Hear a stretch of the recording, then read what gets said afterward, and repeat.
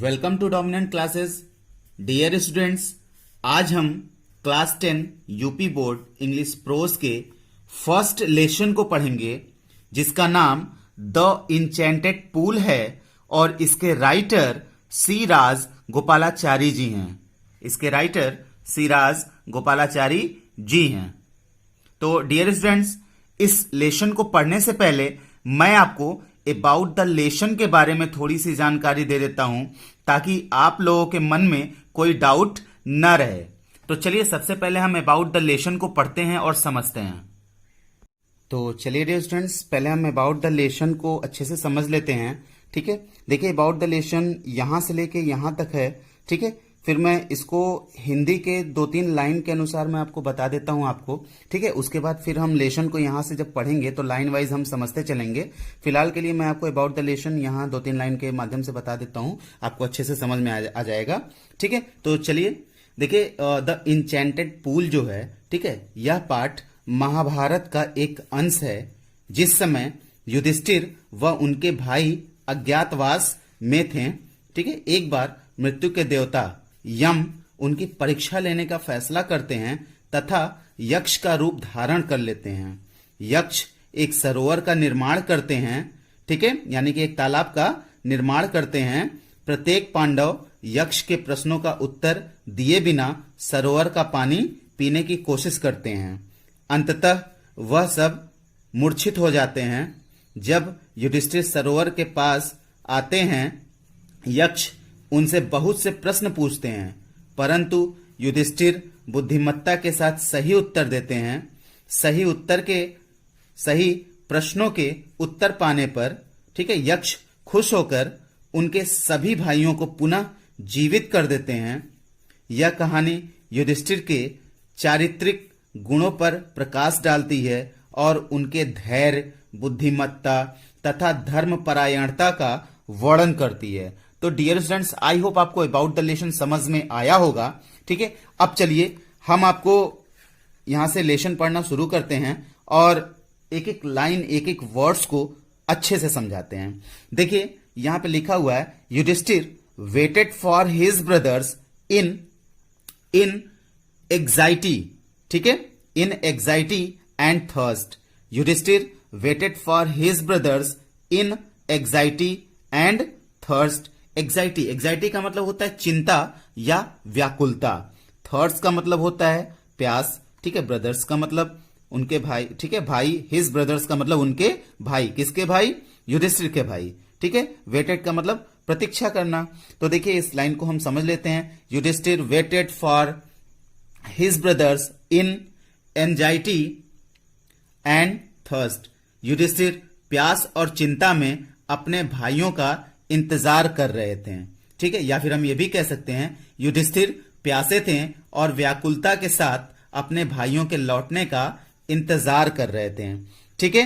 अच्छा, इंतजार करते करते जो व्याकुल थे उनके मन में कुछ क्वेश्चंस आ रहे थे, ठीक है। वो क्वेश्चंस क्या थे? चलिए यहां पे दिया हुआ है, ठीक है, उसको देख लेते हैं। Can they have been subjected to a curse, ठीक है। Can they have been subjected to a curse. Curse का मतलब यहां पे श्राप से है। सब्जेक्टेड का मतलब होता है प्रभाव के अधीन या अभिशाप के अधीन, ठीक है। तो देखिए can they have been subjected to a curse, ठीक है। क्या वे एक अभिशाप के अधीन हो सकते हैं? क्या वे एक अभिशाप के अधीन हो सकते हैं? और या उसके बाद फिर देखिए दूसरा question, are they still wandering about in the forest in search of water, ठीक है। वाटर का मतलब पानी, सर्च का मतलब खोजना, फॉरेस्ट का मतलब जंगल, ठीक है। और वॉन्डरिंग अबाउट का मतलब होता है इधर उधर भटकना या इधर उधर घूमना, ठीक है। तो चलिए इसकी हिंदी हम समझ लेते हैं। Are they still wandering about in the forest in search of water, ठीक है।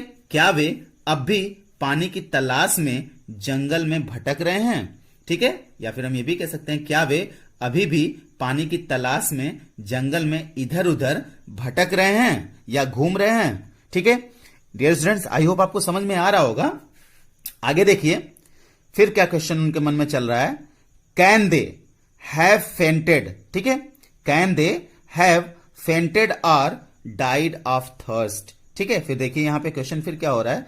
Can they have fainted, fainted का मतलब होता है मूर्छित हो जाना या बेहोश हो जाना। ठीक है, उसके बाद फिर डाइड, डाइड का मतलब मर जाना। ठीक है, थर्स्ट का मतलब प्यास। कैन दे हैव फेंटेड और डाइड ऑफ थर्स्ट, क्या वे प्यास से बेहोश या मर सकते हैं। ठीक है, क्या वे प्यास से बेहोश या मर सकते हैं।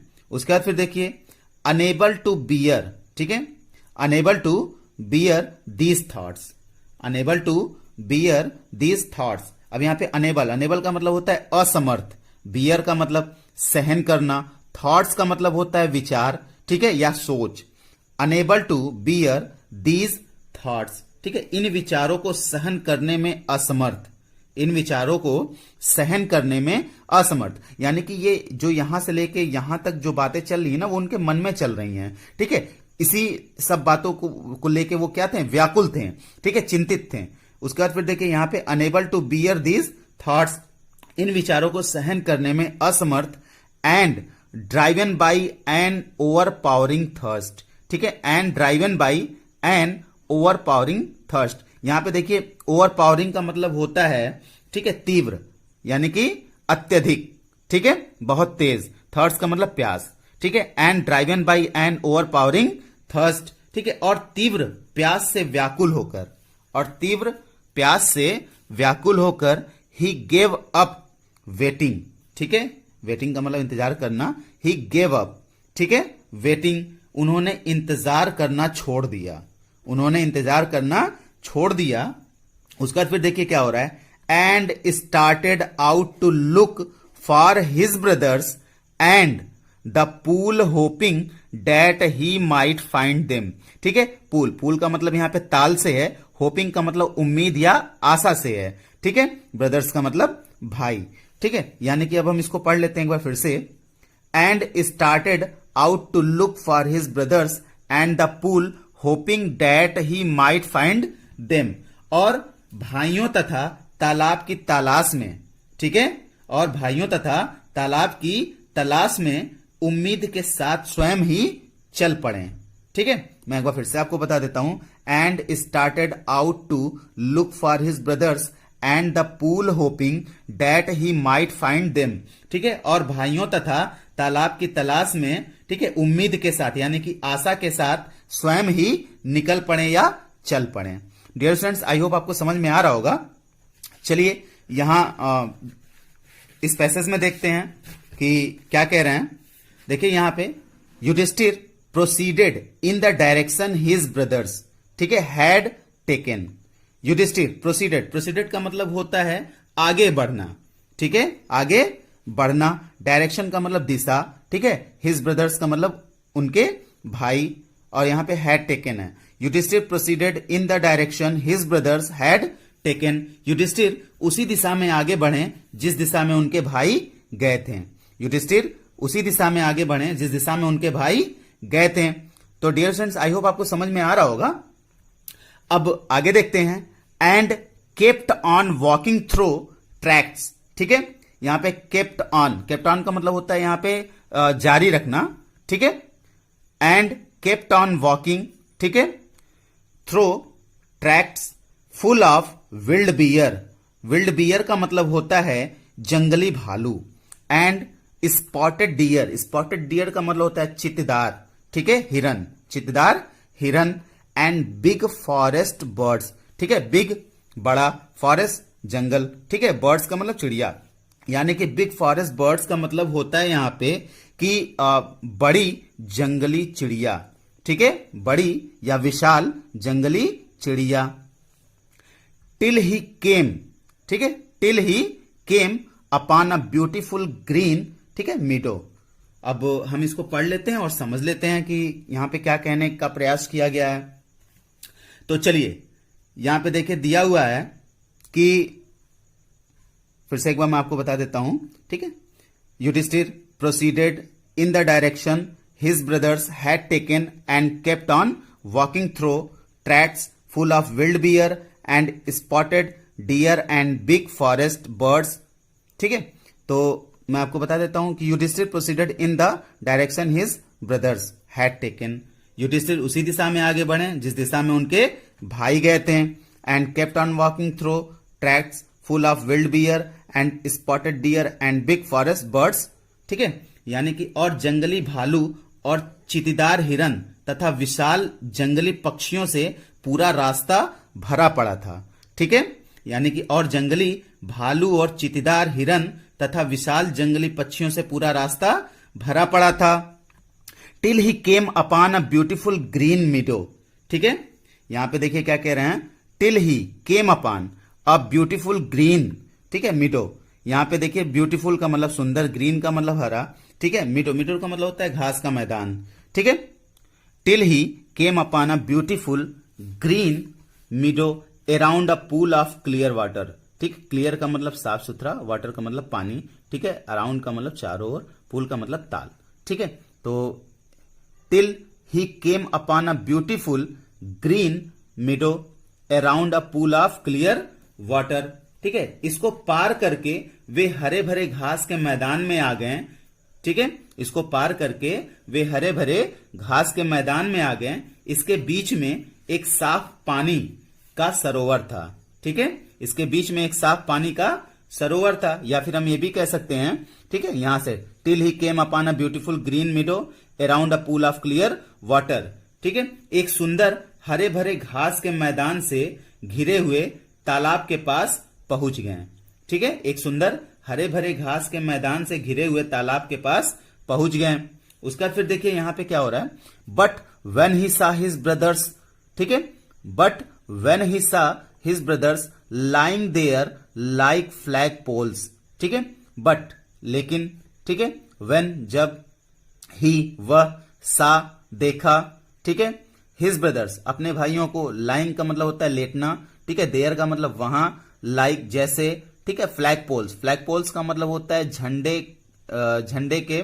ठीक है, डंडा, झंडा जिसमें टांगा जाता है.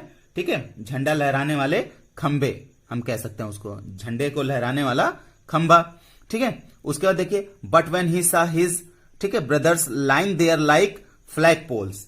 यानी कि वो कह रहे हैं किंतु जब उन्होंने वहां अपने भाइयों को झंडे लहराने वाले खंबे की तरह पड़े देखा. ठीक है, किंतु जब उन्होंने वहां अपने भाइयों को झंडे लहराने वाले खंबे की तरह पड़े देखा या लेटे देखा. Unable to restrain his grief. Unable असमर्थ, रिस्ट्रेन का मतलब रोकना. ठीक है, ग्रीफ का मतलब दुख. Unable to restrain his grief, तो अपने दुख को नियंत्रित करने में असमर्थ हो गए, यानी कि अपने दुख को, ठीक है, रोकने में असमर्थ हो गए. ही lifted his voice and wept. ठीक है, वह अपनी आवाज को, ठीक है, उठाएं और रोने लगे. वह अपनी आवाज को उठाएं और रोने लगे. या फिर हम इसको इस प्रकार से भी कह सकते हैं, unable to restrain his grief. ठीक है, तो दुख को सहन नहीं कर पाए. ठीक है, ही lifted his voice and wept. ठीक है, एवं जोर जोर से चिल्लाकर रोने लगे. डियर स्टूडेंट्स, आई होप आपको यहां तक समझ में बहुत ही अच्छी तरह से आया होगा. चलिए इस स्टेंजा को पढ़ लेते हैं हम. देखिए यहां पे दिया, इस स्टेंजा को हम क्लियर कर लेते हैं. ही touched the faces of Bhima and arjuna. ठीक है, टच का मतलब छुआ. ठीक है, फेसेस का मतलब चेहरे को. भीम एंड अर्जुन यहां पे नाम है. ठीक है, ही touched the faces of Bhima and arjuna. ठीक है, उन्होंने भीम व अर्जुन के चेहरे को छुआ. As they lay so still silent and mourned. Silent का मतलब बेजान, मॉनर्ड का मतलब विलाप या दुख से है. ठीक है, या विपत्ति का समय भी कह सकते हैं.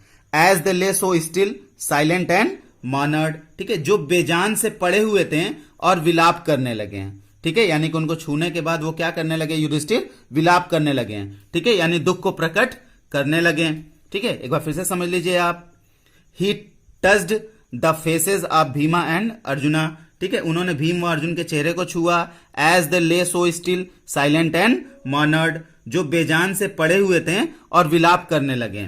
ठीक है, अच्छा उसके बाद फिर देखिए युधिष्ठिर खुद से क्वेश्चन कर रहे हैं. क्या कर रहे हैं कि was this to be the end of all our woes. ठीक है, वॉज का मतलब यहां पे प्रतिज्ञा से है, ठीक है। Was this to be the end of all our woes, ठीक है, क्या हमारी सभी प्रतिज्ञाओं का यही अंत होना था? क्या हमारी सभी प्रतिज्ञाओं का यही अंत होना था? यानी कि युधिष्ठिर जो हैं इसी प्रकार से ये कह के विलाप कर रहे हैं, शोक व्यक्त कर रहे हैं, ठीक है। क्या कह रहे हैं? Was this to be the end of all our woes, ठीक है, क्या हमारी सभी प्रतिज्ञाओं का यही अंत होना था? उसके बाद फिर देखिए अगली line, just when our exile is about to end. Exile का मतलब होता है वनवास, ठीक है। Just when our exile is about to end, ठीक है, अब जब हमारा वनवास समाप्त होने ही वाला है, अब जब हमारा वनवास समाप्त होने ही वाला है, you have been taken away, you have been taken away, तुम लोगों को मुझसे छीन लिया गया। You have been taken away यानी कि तुम लोगों को मुझसे छीन लिया गया। Even the gods have forsaken me in my misfortune, ठीक है। फॉरसेकन का मतलब होता है बेसहारा छोड़ देना, और मिसफॉर्च्यून का मतलब होता है संकट या विपत्ति, ठीक है। Even the gods have forsaken me in my misfortune, यहां तक कि देवताओं ने भी विपत्ति में मुझे बेसहारा छोड़ दिया, यहां तक कि देवताओं ने भी विपत्ति में मुझे बेसहारा छोड़ दिया। तो डियर स्टूडेंट्स, आई होप आपको ये वीडियो अच्छा लगा होगा, अच्छी तरह से समझ में भी आया होगा।